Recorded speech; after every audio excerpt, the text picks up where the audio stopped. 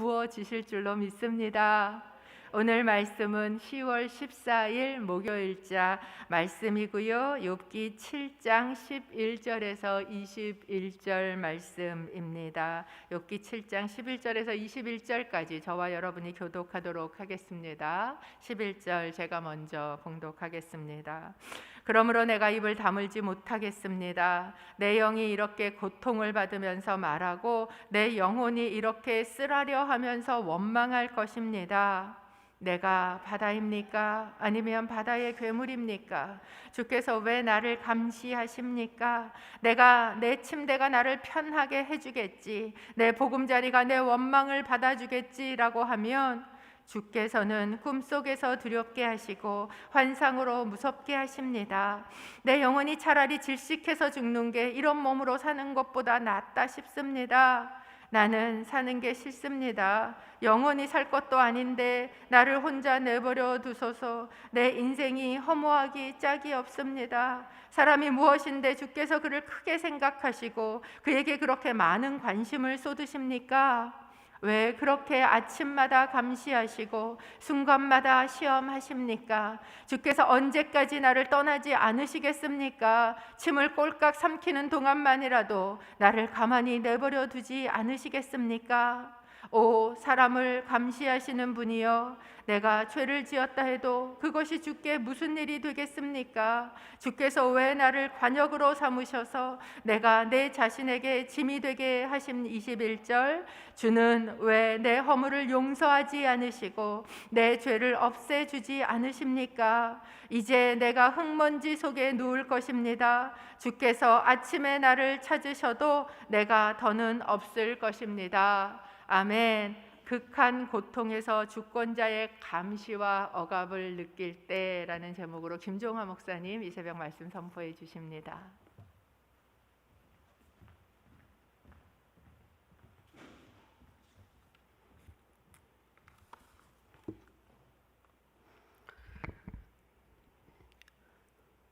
할렐루야. 하나님의 은혜와 평강이 여러분과 또 여러분이 있는 자리, 가정들 가운데 넘치게 되기를 축복합니다. 우리 욥기 말씀을 계속 묵상하고 있습니다. 욥기 말씀을 묵상하다 발견하게 되는 것은 욥기 말씀이 참 쉽지 않다는 것입니다.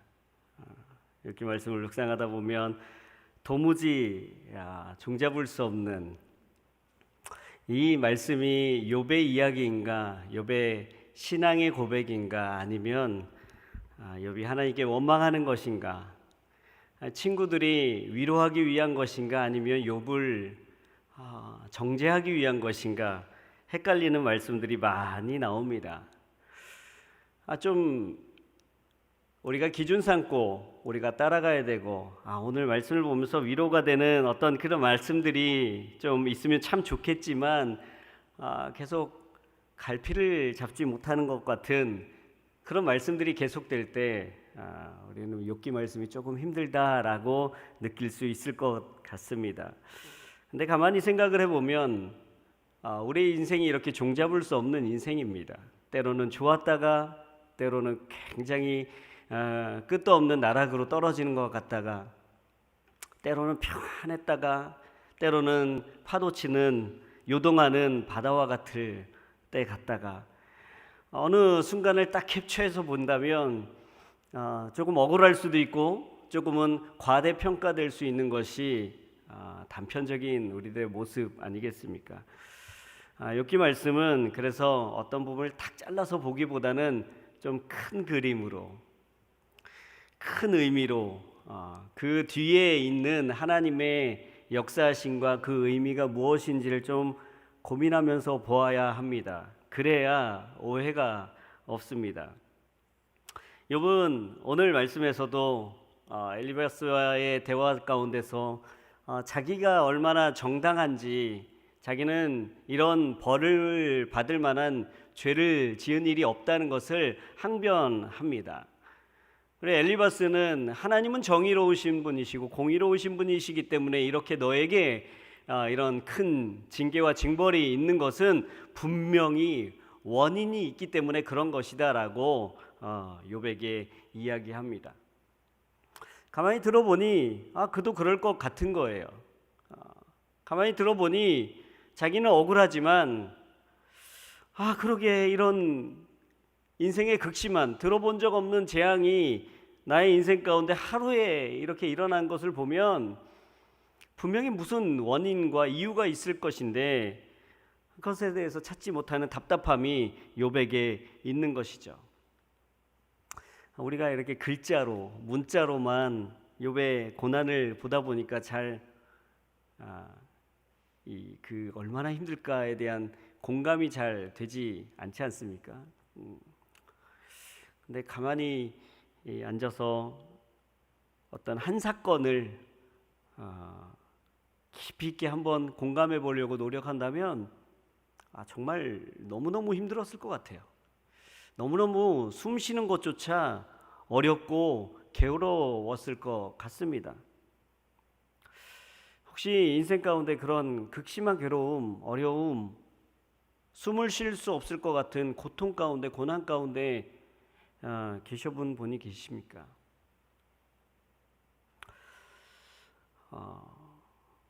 욥의 이야기는 제3자의 이야기니까 그렇다 치더라도 우리 인생에 욥과 같은 고난은 아닐지라도 누구나 다 한 번쯤은 밤잠 못 자는 어려운 가운데 처해 봤을 것입니다.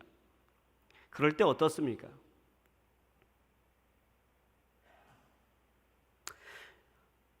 생각을 다잡고 하나님이 무슨 뜻이 있겠지, 무슨 의미가 있겠지, 무슨 생각이 있으시겠지, 그러니까 나에게 이런 고난이 있겠지, 이 뒤에는 하나님의 선하신 뜻이 있겠지라는 생각이 들다가도 어느 순간 훅 하고 올라오는 생각들이 왜 나에게 이런 일들이 일어나지? 나에게 어떤 죄가 있어서 잘못해서 뭘 하나님 마음에 들지 않아서 이렇게 되는 것은 아닌가 하는 마음이 쑥 올라오다가도 어떻게 할 수 있을지, 이 상황들 어떻게 타개해 나갈 수 있을지 고민하다가도 종잡을 수 없는 그런 상황 가운데 고민했던 기억들이 있을 것입니다.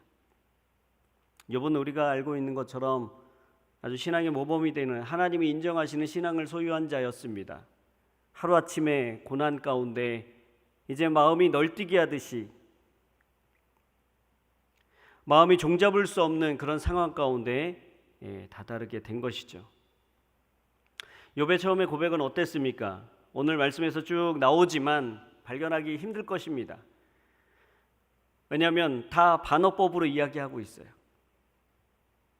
욥의 원래 신앙은 어땠을 것인가? 하나님께서 늘 함께해 주시길 바라고, 늘 지켜주시길 바라고, 하나님께서 나의 인생 가운데 유일한 복되심을 선언하고, 심지어 성경 어디에서도 찾아보기 힘든 아직 짓지도 않은 자식들의 죄를 위해서 제사를 지낼 수 있는 그런 신앙을 소유한 자였습니다. 그런 사람이 주님 없이는 한순간도 살 수 없다라고 고백하던 그 사람이 인간을 지으신 정말 하나님을 예배하는 것이 인생의 최대의 기쁨이고 소원함이었던 그런 사람이 정반대의 고백을 하고 있습니다. 마음이 분열되고 심리적인 붕괴가 일어나는 것 같습니다. 오늘 말씀 보시겠습니다. 12절에 보시면 내가 바다입니까? 아니면 바다의 괴물입니까? 주께서 왜 나를 감시하십니까? 하나님께 따져 묻고 있는 거예요. 내가 바다입니까? 괴물입니까? 이 바다나 괴물이라는, 바다의 괴물이라는 말은 그 시대에 이렇게 이 사람들이 무서워하는, 두려워하는 어떤 존재였습니다. 마치 하나님이 사람들을 두렵게 하는 그 존재를 감시하듯이 왜 나를 이렇게 감시하십니까? 제가 뭐라고요? 바다입니까? 아니면 바다의 괴물입니까? 제가 괴물입니까? 왜 나를 이렇게 보십니까? 하나님의 시선이 이제는 부담스러워지고 하나님의 주목이 이제는 불편한 거예요. 이전에는요, 하나님 나를 주목해 주십시오, 나를 떠나지 마십시오. 나와 늘 함께 해주십시오. 나를 옆에 두시고 하나님 지켜주십시오라고 했던 그 고백이 이제는 어찌된 일인지 바다입니까? 괴물입니까? 왜 나를 이렇게 감시하십니까? 얼마나 고통이 극심한지 눈을 뜨면 현실에 보이는 그 극심한 상황들이 도저히 견딜 수가 없는 것이죠. 그럴 때 우리는 뭐 합니까? 잠이라도 자보려고 합니다. 잠이라도 청해봤는데 14절에 보시면 주께서는 꿈속에서 두렵게 하시고 환상으로 무섭게 하십니다. 내가 어떻게 할 수 없는 현실의 상황을 그냥 눈 감아버리리라 하고 눈 감고 꿈을 꿨더니 꿈속에서도 나를 두렵게 하는, 무섭게 하는 그렇게 꿈과 환상으로 도저히 눈을 떠도 참아볼 수 없고 눈을 감아도 참아 견딜 수 없는 그런 상황들이 계속되고 있는 것입니다. 얼마나 힘든지 아시겠죠?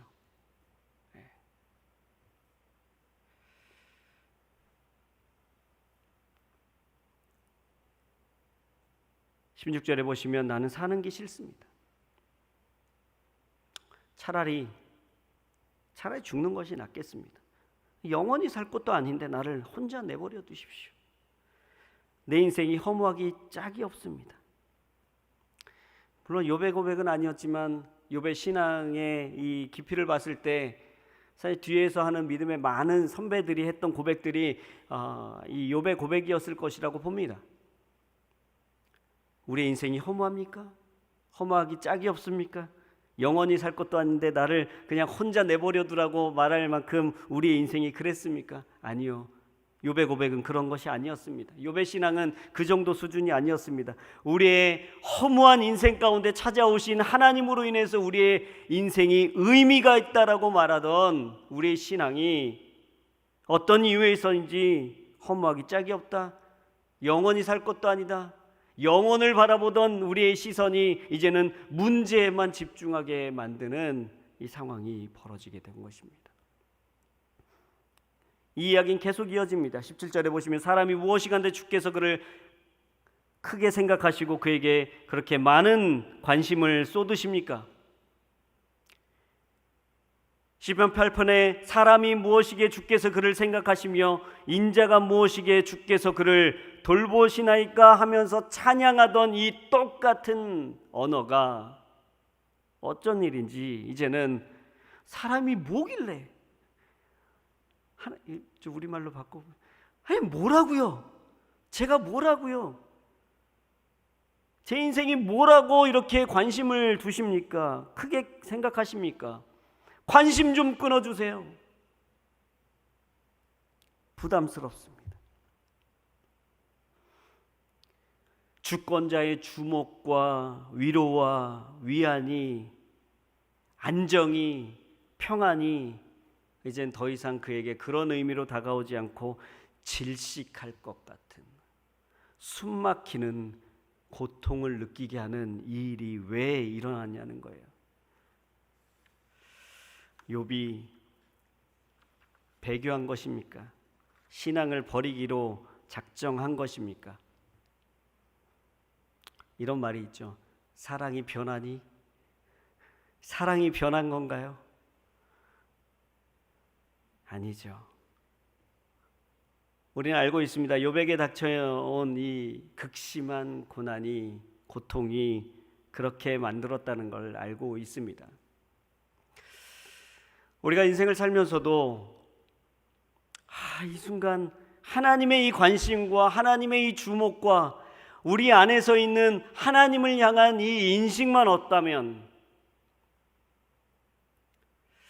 하나님만 내 마음 가운데 이렇게 부담을 주시지 않는다면 이렇게 쉽게 넘어갈 수 있는 세상의 상황들이 있지 않습니까? 도저히 양심에 걸려서, 마음에 걸려서 도저히 넘어갈 수 없는, 목에 걸려있는 십자가 목걸이만 옷 속으로 쏙 넣고 싶은 그 순간들이 우리에게 있지 않냐는 거예요. 하나님만 아니면 그냥 에이 모르겠다, 인생 뭐 있어 하면서 세상에서와 같이 술 한잔하고 실컷 욕하고 저주하고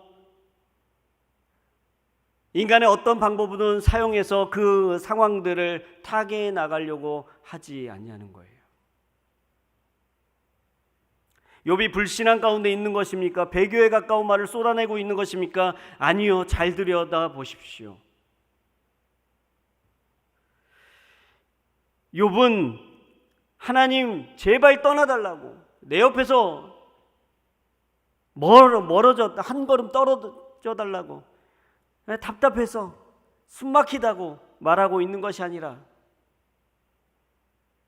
이 극심한 고난 가운데서, 이 고통 가운데서 구원해냈을 분은 하나님밖에 없습니다를 말하고 있는 것 아니겠습니까?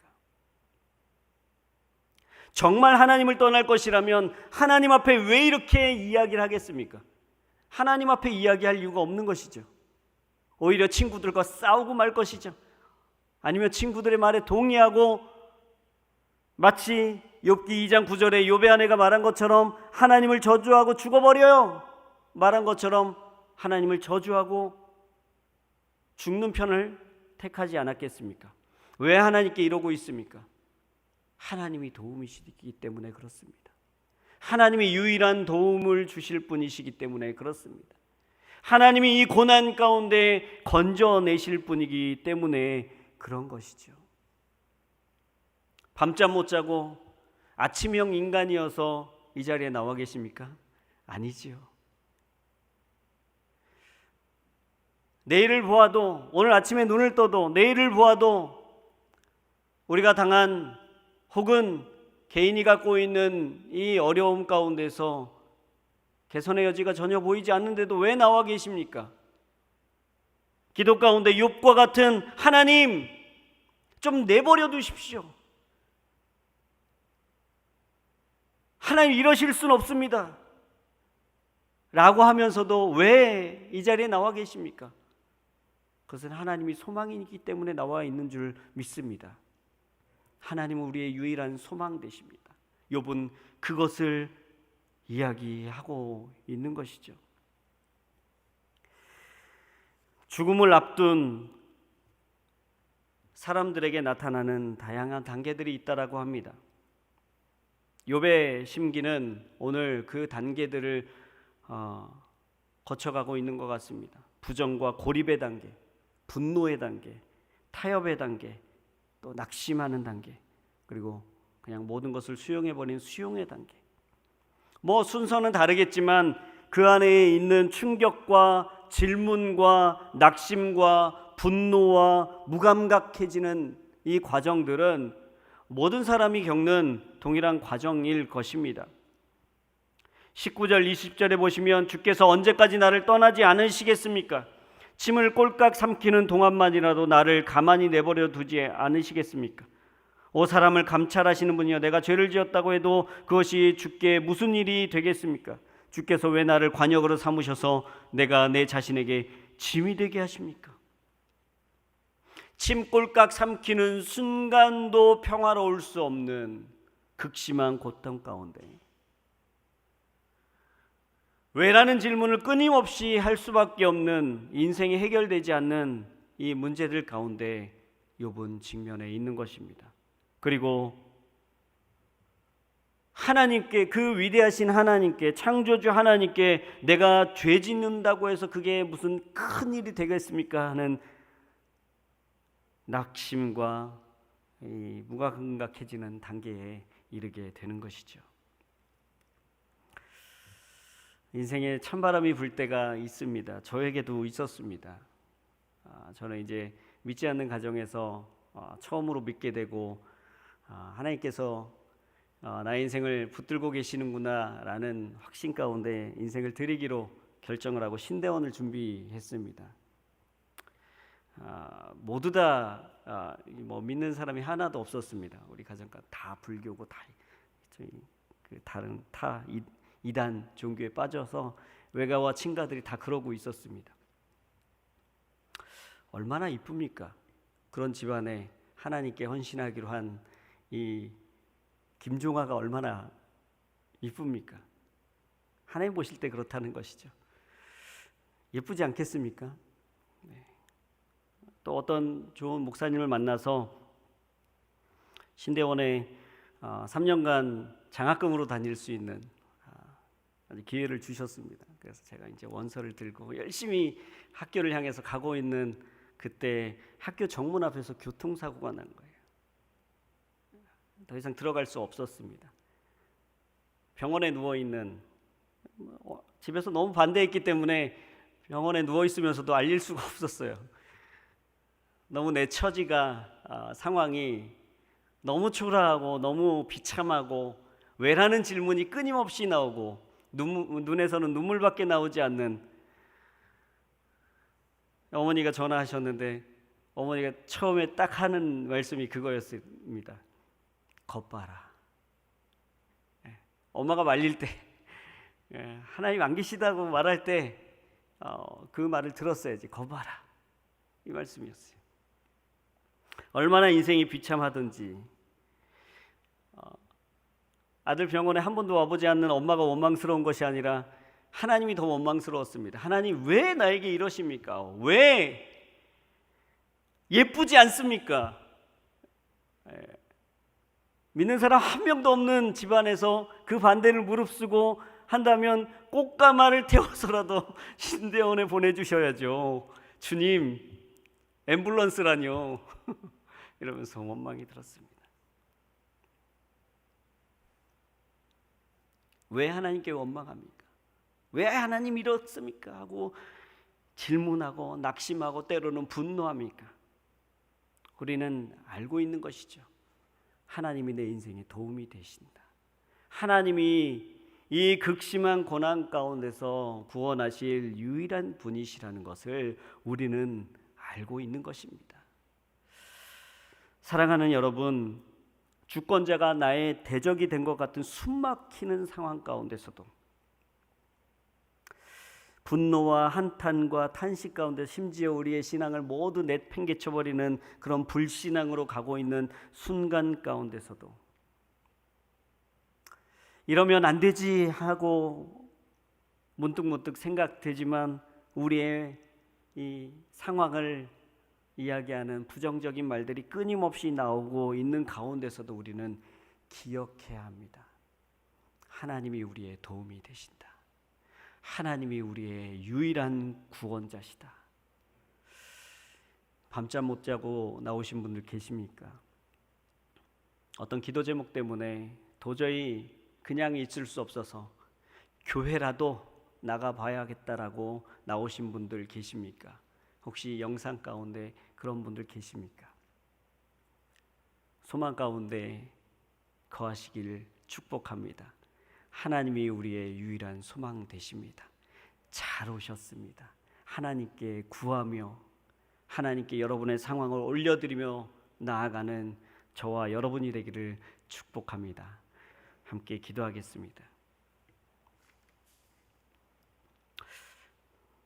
이 시간 함께 기도할 때 우리의 상황과 처지들을 하나님 손에 올려드리며 나아가겠습니다. 하나님,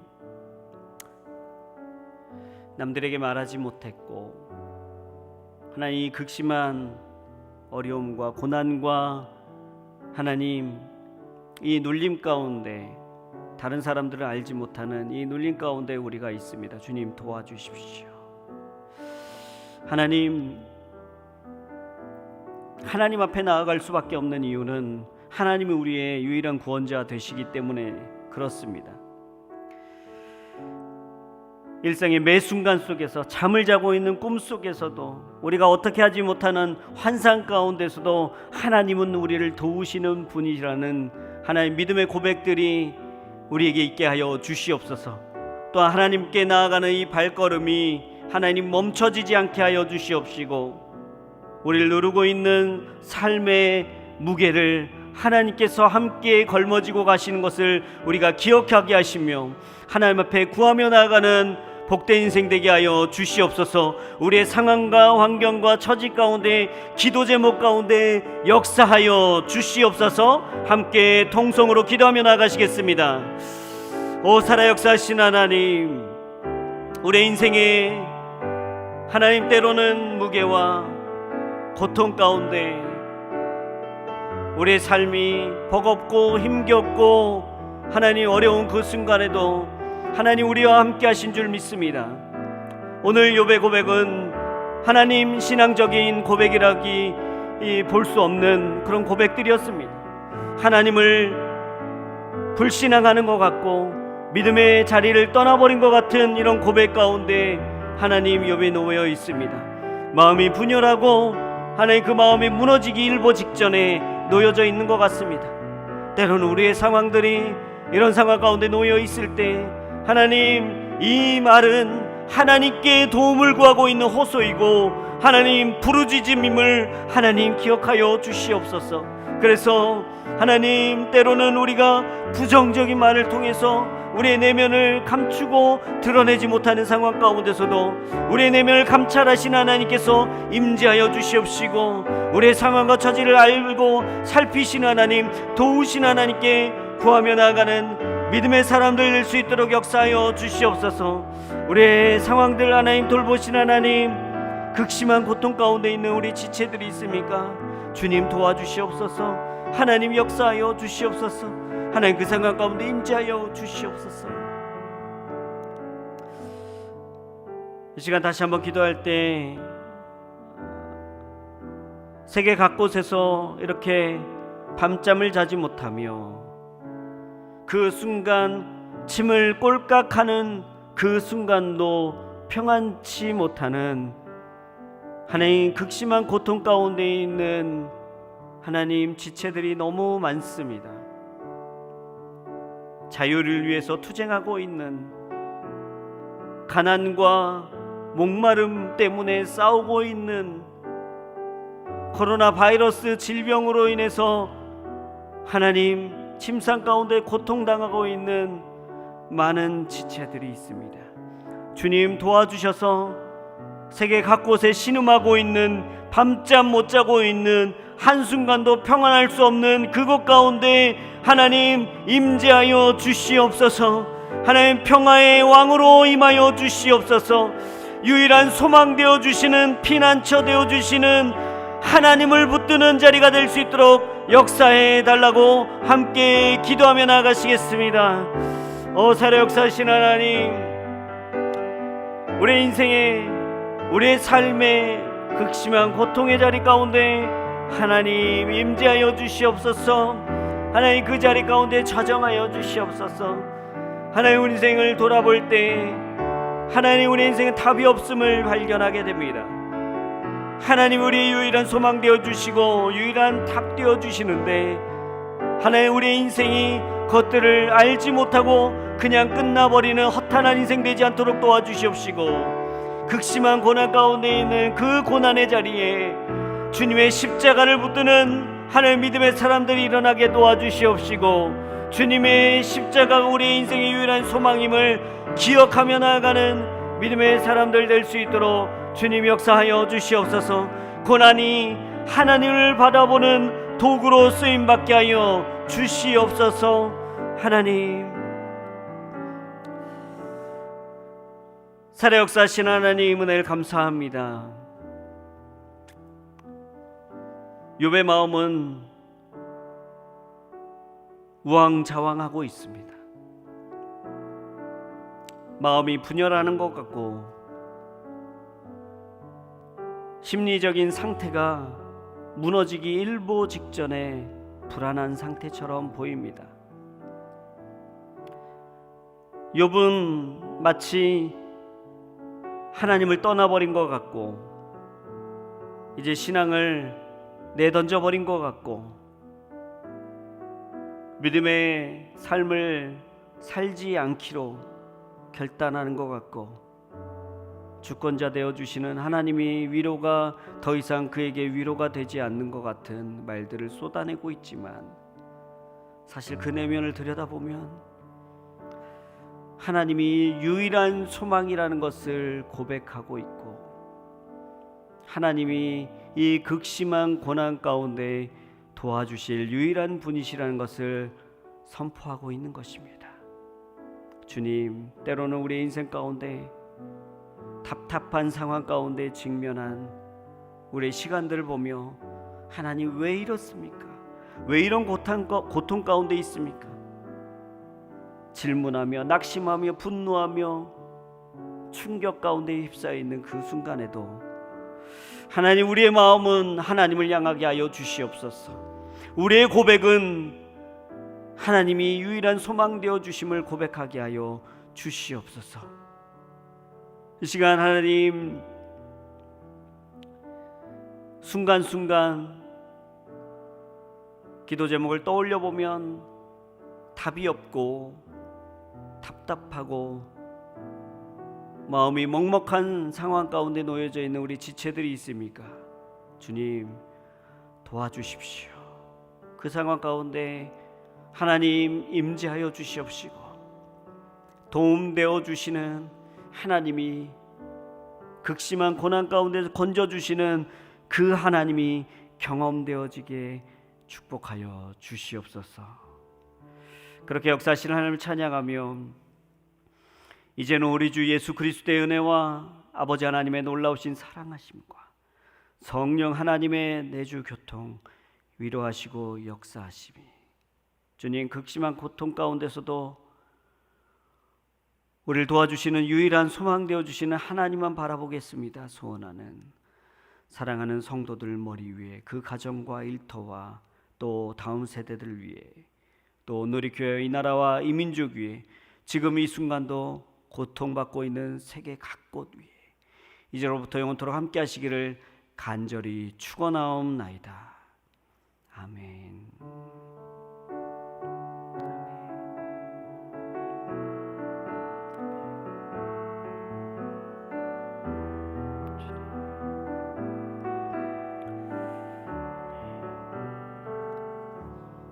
계속 기도하며 나가시겠습니다.